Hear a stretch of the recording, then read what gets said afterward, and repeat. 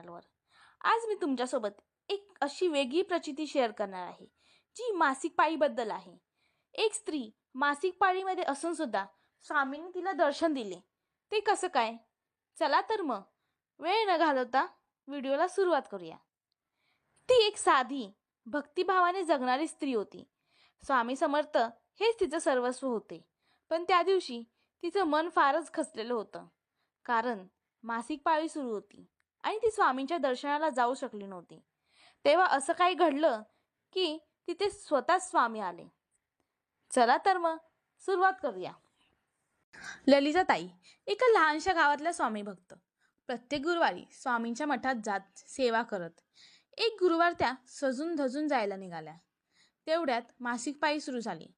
ती फार खचली। तिने पटकन सगळं बाजूला केलं, देवघर बंद केलं आणि एका कोपऱ्यात बसली। मनात केवळ अश्रू आणि दुःख। मनाशी त्या बोलल्या, स्वामी, मी येऊ शकत नाही आज, पण तुम्ही तरी मला विसरू नका। ती रडत झोपली। मध्यरात्री अचानक स्वप्नात एक रूप प्रकट झालं। स्वामी समर्थ समोर उभा होते। ते म्हणाले, अगं बावळट, हे तर शरीराचं एक चक्र आहे आणि हे चक्र मीच तर दिलंय। पवित्रता मनात असली की मी तिथे असतोच।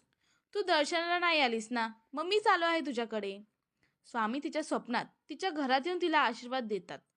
सकाळी उठल्यावर त्या जागेत सुगंध असतो। ती जागा सुगंधाने भरलेली होती आणि तिला वाटलं स्वामी खरंच आले होते। त्या दिवसापासून तिचा भक्तीवरील विश्वास अजून 1000 पट वाढला।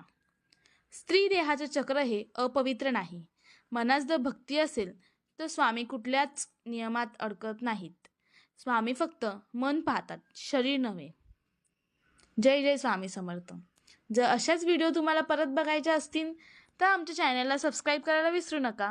आणि ही प्रचिती तुम्हाला आवडली असेल तर लाईक नक्की करा आणि तुमच्या मित्रपरिवारांपर्यंत पोहोचण्यासाठी व्हिडिओला शेअर नक्की करा। जय जय स्वामी समर्थ।